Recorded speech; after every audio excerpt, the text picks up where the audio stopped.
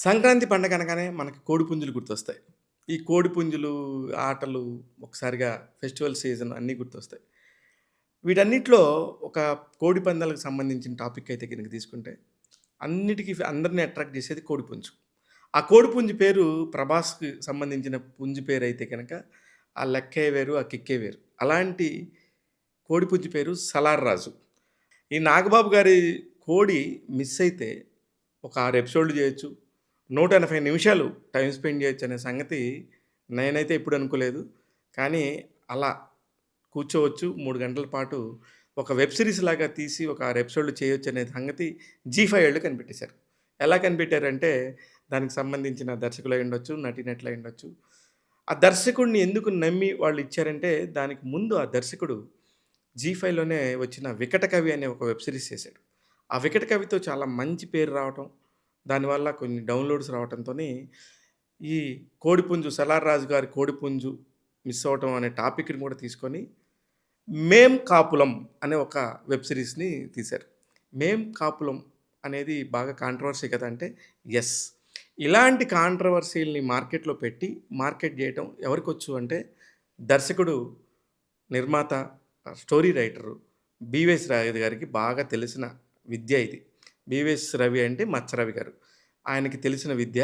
ఆయన బ్యాక్ ఎండ్‌లో ఉండి మొత్తం నేను చేసుకోగలనని జెప్పేసి ఆయన పక్కనే ఉండే ఫ్రెండ్ కౌముది గారికి అప్పజెప్తే, కౌముది గారి నిర్మాతగా ఈ సీరీస్ తెరకెక్కింది.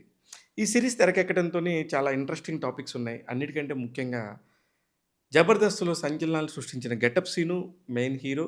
అలాగనే రవితేజ అనే అతను 'సొటారి' అనే ఒక క్యారెక్టర్‌లో చాలా ఫేమస్సు. ఆళ్ళిద్దరిని మెయిన్ లీడ్స్‌గా పెట్టుకొని 'రీతూ చౌదరి' అలాగే కొంతమంది ఆర్టిస్టులని బాగా తెలిసిన ఫేసులను గనుక పెట్టుకుంటే గనుక వర్కౌట్ ఎలా చేయొచ్చు, 20 డేస్‌లో ఎలా తీయొచ్చనేది ఒక మాస్టర్ స్ట్రాటజీతోని ఈ వెబ్ సీరీస్‌ని స్టార్ట్ చేశారు. ప్రదీప్ మద్దాలి గారు ఎంత మంచి డైరెక్టర్ అంటే, ఆ ఉన్న చిన్న స్పేస్‌నే ఎంత నీట్‌గా 3 గంటలు చెప్పొచ్చనేది మాత్రం కూర్చోబెట్టి చెప్పారు గానీ, కానీ ఆయన రేంజ్‌కి తగ్గట్టుగా కథ కాదేమో అనిపించింది నాకు. ఎందుకంటే నేను విడుదలైన మొదటి 12 గంటలంటే 11:55 నుంచి స్టార్ట్ చేసి చూసేసి కరెక్ట్‌గా చేశాను గానీ, ఎందుకో దాని మీద అసలు దీన్ని చెప్పేసేయాలి, ఇది అద్భుతం అని చెప్పే స్కోప్ రాలేదు. చూసినంత సేపు కూడా. ఎక్కడా కూడా 'వికట కవి' చూస్తున్నప్పుడు నెక్స్ట్ ఏమైంటది, నెక్స్ట్ ఏమైంటది అనే ఒక క్యూరియాసిటీ 100% బిల్డ్ అయింది. ఇక్కడి కథలోనే ఓకే. ఒక మనిషి మిస్ అవ్వటానికి, కోడి మిస్ అవ్వటానికి చానా తేడా ఉంటది. ఒక మనిషి మిస్ అయితే ఉండే ఒక ఫీలు, ఒక కుక్క పిల్లో, ఒక కోడి పిల్లో మిస్ అయితే రాదు. అది ఖచ్చితంగా మిస్ అయిందని జెప్పాలి. ఎమోషన్ ఆ పాయింట్‌లో మిస్ అయింది. ఇకపోతే కామెడీ పరంగా గట్టిగా చెప్పారా అంటే, 'గెటప్ సీన్' అనే వ్యక్తి 'జబర్దస్త్' లాంటి ఒక స్టేజ్ షోల మీద ఇరగదీసేసి, కనిపించిన 15 నిమిషాలు కడుపుబ్బు నవ్వించేవాడు. అలాంటి మనిషికి స్టేజ్ మీద మనకు స్క్రీన్ మీద 3 గంటల పాటు ఉంటే, అరే! కడుపుబ్బు నవ్వించేస్తాడేమో అనే ఒక మైండ్ సెట్‌తోని స్టార్ట్ జేస్తాం. దానివల్ల ఇది చాలా మైనస్. ఎందుకంటే, అంత స్కోప్ ఎప్పుడు కూడా స్టేజ్ షోకి, లైవ్ షోకున్నంత ఒక కామెడీ షోకున్నంత హైపు రెగ్యులర్ ప్యాటర్న్‌లో వెబ్ సీరీస్‌కి రాదు. అక్కడ మనం చాలామంది మిస్ అయిపోతాం.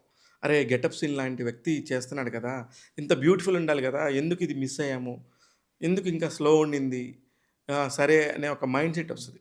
ఇప్పుడు కూడా ఇది ఎందుకు చెప్తున్నానంటే దీనివల్ల నెక్స్ట్ చేయబోయే సినిమాలు గ్రిప్పింగ్‌గా చేస్తారు. వెబ్ సీరీస్‌లు గాని, సినిమాలు గాని గ్రిప్పింగ్‌గా చేయొచ్చని జెప్పి చెప్పడానికి ఒకటి.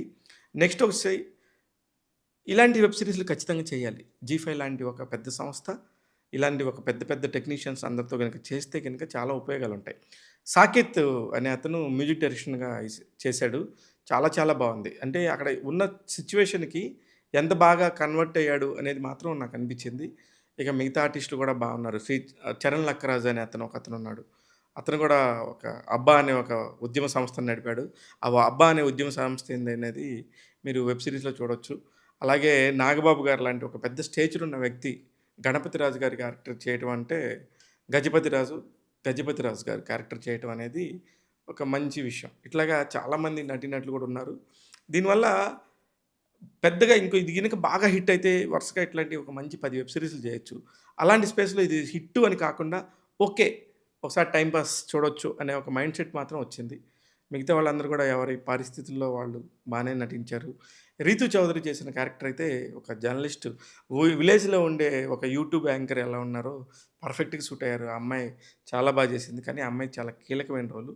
సినిమా అది వెబ్ సీరీస్ స్టార్ట్ చేసినప్పుడు ఎవరికీ అర్థం కాదు గానీ, పోంగ పోంగ 2, 3 ఎపిసోడ్‌ల దగ్గరికొచ్చేసరికి చాలా బావుంటది.